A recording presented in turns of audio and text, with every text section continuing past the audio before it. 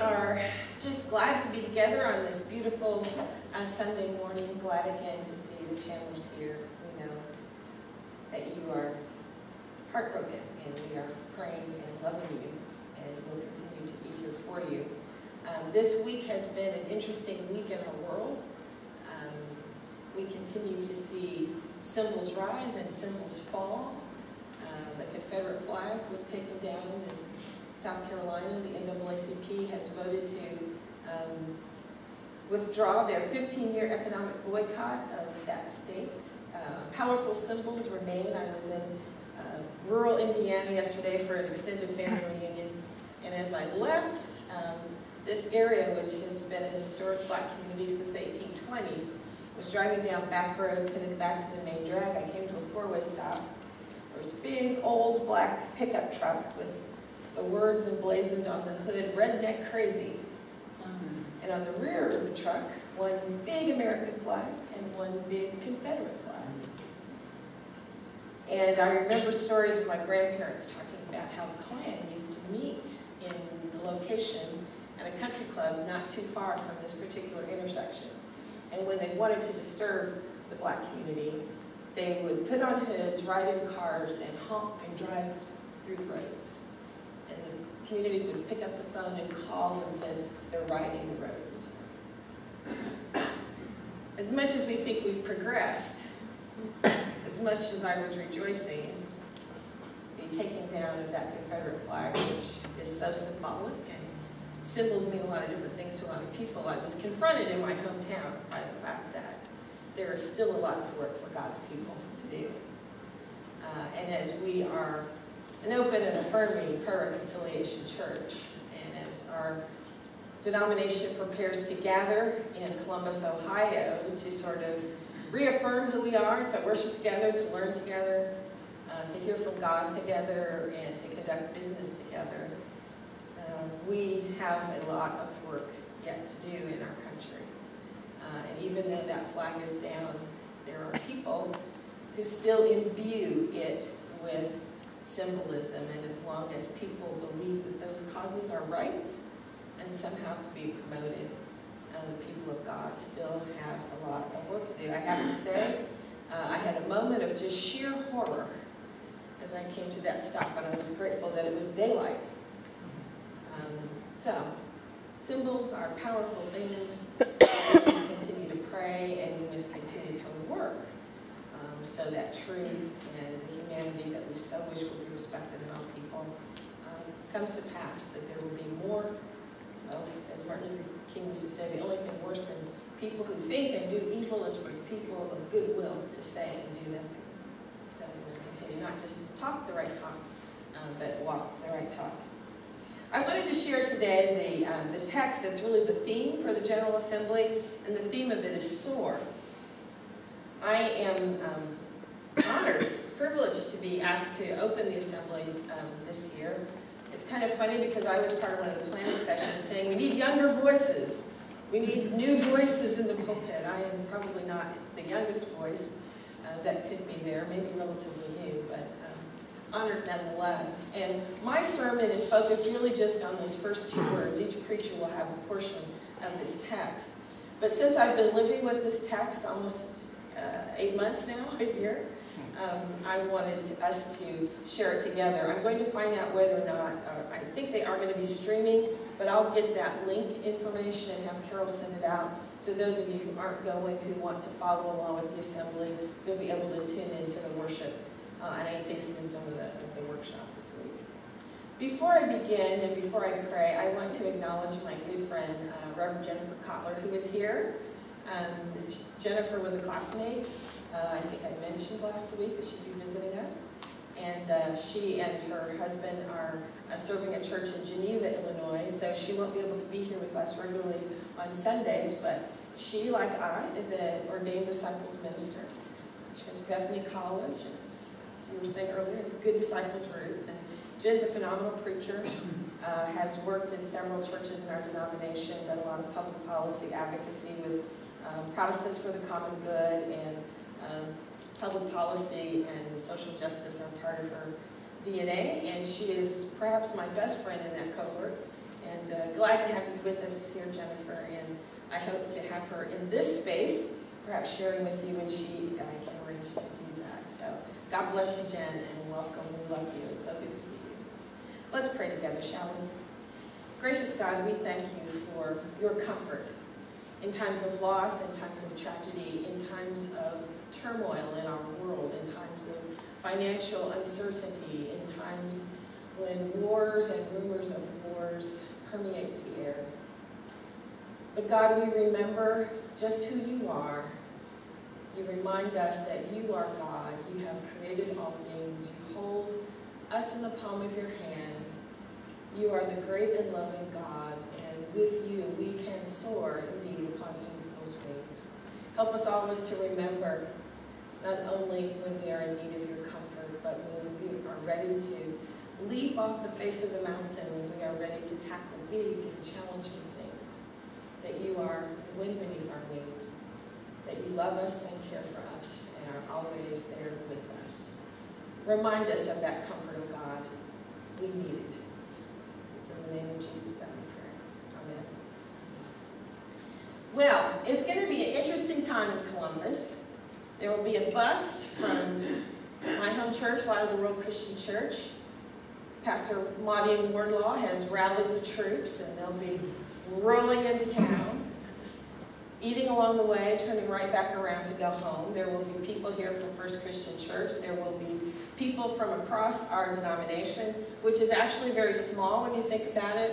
Every time I go to assembly, I'm amazed at the number of people that I actually know, that I run into from school and other churches and regional assemblies, etc. We're a small group, and we're a powerful group. And there's a lot of thought that goes into what the theme will be for each assembly. As we think about this word comfort, speak comfortably to Jerusalem, we have to bear in mind that the prophet Isaiah is writing at a moment in time when it appears that all hope is lost for the nation of Israel. They have been given, as we all know, this wonderful promise that a deliverer will come, that they will be restored to their rightful place, their rightful land, and yet they remain exiled and oppressed, and there is no glory in Israel. The task of the prophet is a pretty tall one. The task of any Christian minister in the United States of America today is a pretty tall one. We look around our country, we look around the world when people are trying to decide, does this country have the right to any sort of financial stability, or are we going to hold them by the hairs of their chin to debts that they cannot pay? What kind of mercy, what kind of compassion do we show as people of the world? What kind of love and compassion and justice do we seek as people in our country? When we look at symbols that have been used to degrade and even wreak violence on members of our population. What happens when veterans return from wars and there are no mental health facilities? What happens when people are losing their homes? What happens when young men and women are dying in wars all across the land? Is there any hope? Is there any peace? And Isaiah says, comfort, oh, comfort. He's speaking for God. And God is saying, speak to the heart of my people. Tell them that they've paid their dues. They've done their time. That Hebrew there literally means speak to the heart of Jerusalem. And in the ancient world, the heart was considered not to be this physical organ that pumps blood. They had no understanding of the brain, of the psychology of the brain. They thought that everything that you were came from your heart. That's why we still talk about speaking freely and lovingly from your heart, or what's in your heart. Your heart is, in fact, the essence of everything that you are, of everything that God has made you to be. So they would have understood this to mean, speak to who we are.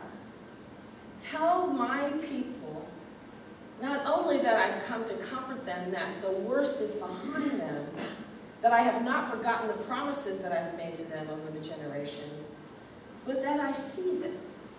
I see exactly who they are. I see all of their situations. I don't paint them with a broad brush, but I made them and I know each one of them.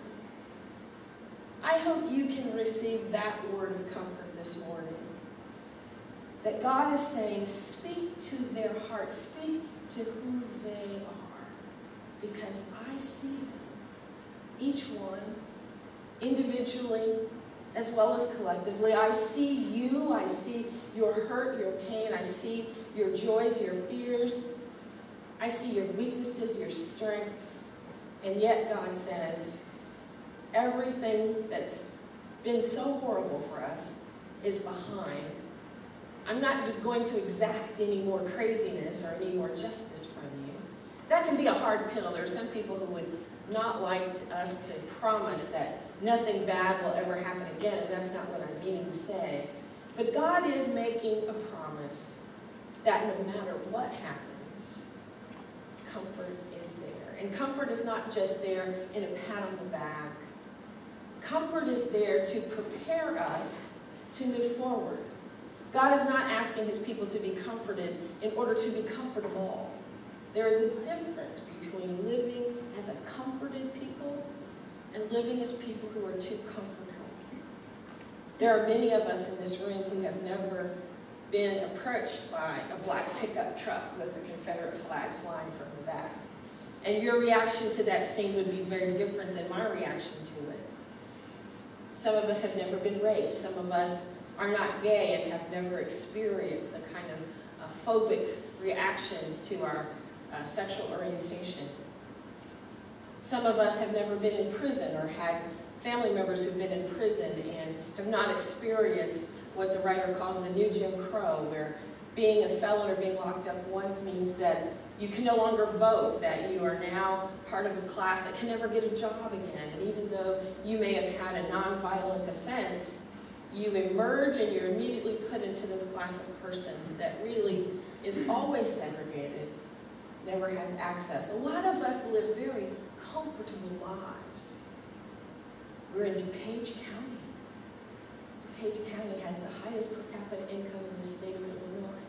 But there are poor people in DuPage County. There are brown and black and red and yellow people in DuPage County, and we will see a lot of them on August 15th. There are a lot of white, poor people in DuPage County. And thank God that this congregation has always had as its motto, called to be the presence of Christ in the community. We understand that our own comfort does not mean that we can be comfortable in the presence of injustice, in the presence of socioeconomic inequities. God doesn't comfort us so that we can just wrap our arms around ourselves and feel good about who we are. God gives us comfort so that we can get beyond our own wounds, beyond our own issues, so that we can take steps forward to be and do the work that he's called us to do. Many of us in this room have raised children. I have one of my favorite pictures of Mitchell is him sitting on the sidewalk in front of our house with his little helmet on and his Fisher-Price roller skates. And he's sitting with his legs straight out in front of him, the skates. He's fallen down, and his hands are out like this, and his head is just down. Total dejection because he can't figure out these roller skates. And he would say to me, the skates are broken. There's something wrong with the skates. Well, we tried and tried again, and we kept telling him, Mitchell, you gotta try again and get up. He experienced some success initially with those big fat orange Fisher-Price roller skates. But Walter had an idea. Let's try rollerblades. Mitchell, the first time up on the rollerblades, is zipping around the cul-de-sac. He's up and down the street. These skates work just fine on me. When we comfort a child or anyone else who's going through a difficult time, the idea is not to just stay there on the ground with our heads down, saying, something's wrong here, it doesn't work, this stuff is wrong. Life is not fair. Being comforted means that you can lift yourself up, you can learn to stand, in the midst of circumstances, when stuff all around you is not making sense, and say to yourself, have I not known? Have I not heard that the God who made me is everlasting? Didn't somebody once tell me that he would be able to deliver, that he would be able to provide? I like to think that Mitchell said to himself that day, didn't Mommy say that I could do this? Didn't Mommy say that I could learn if I just tried one more time? God is reminding us that even when things aren't going the way we want them to go, and even when it seems like maybe they'll never be right again, that he is still there. The prophet says, have you not known, have you not heard that this great God is there? He is there. He is going to ensure that his power is made known to all creation. And one day, young men and old men, young women and old women will mount up on eagle's wings. We will walk and not be weary, run and not be weary, walk and not faint. Even though right now we're in such need of a hug, even though right now we need to be so reminded that the skates aren't broken, that it's just a matter of standing up and remembering that God is still there. Last week I talked about the formula that's present in gospel music. Trouble, trouble, trouble, trouble, trouble. Oh Lord, when will you come? But God. There's a pivot that has to happen. There's a prayer of lament that we can pray. I remember when I first came, we talked about how important the Psalms can be in helping us understand that it's okay to shake our fist at God and be angry and say, God, how long? Why are you letting this happen to me? God's cool with that. He can handle our rage. Because when we have relationship with him, when we shake our fist and say, why? Hopefully we get to a point where we can release that fist and lift hands in praise. And remember that God is indeed God, that he's with us, that we are comforted not to be comforted, but to pivot and move towards a better place, to work for a better world, and to remind ourselves of this God that we serve. This past spring, John Dominic Crossan, in one of our Living the Questions Bible studies, had several questions that he thought were important to learn how to think theologically. And I'm not going to go into all of them, but one of them is, what is the character of your God?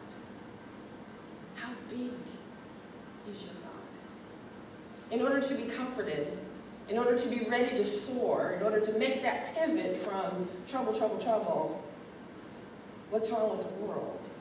In order to receive God's comfort and pivot to but God, we have to be clear about who that God is. There's a wonderful old song that said, he's been my mother, been my father, my brother, and my sister. There are people who want to call God she. There are people who say God has no gender, and so we need to use gender-neutral pronouns. However you think of God, however, whatever word, whatever term you use, how big is God? Does God's love extend to this point A, but not to point B? We've declared that we're open and affirming prayer reconciliation, that we welcome all. Because guess what? If we don't welcome all, if we don't love all, what we're saying is that there is some point at which God's love doesn't extend. There is some point at which his mercy is not working. There is some point at which his forgiveness is not inclusive. And if God does not love and forgive and need and include all, who gets to decide where the line is drawn? Does it stop at me? Does it go to the first row on this side? Does it go to the back row but only on that side? Who decides? What's the character of your God? Is your God big enough for all? Even when all is unknown, even when all is something that you're not quite sure you understand? In order to move from comfort to soaring, you have to be clear about who God is for you. Because only the limitations of your God will limit how high you can soar. I believe in a really big God. I believe in a really loving God. I believe in an awesome God who knows when I cry, who knows when I'm frustrated, who knows when I'm impatient in line at the supermarket, and yes, it happened again this week. God who knows when I don't understand. A God who is with me when I have to pray with a family who has lost someone suddenly and we just don't know why. And all we can do is say, God, what are you doing?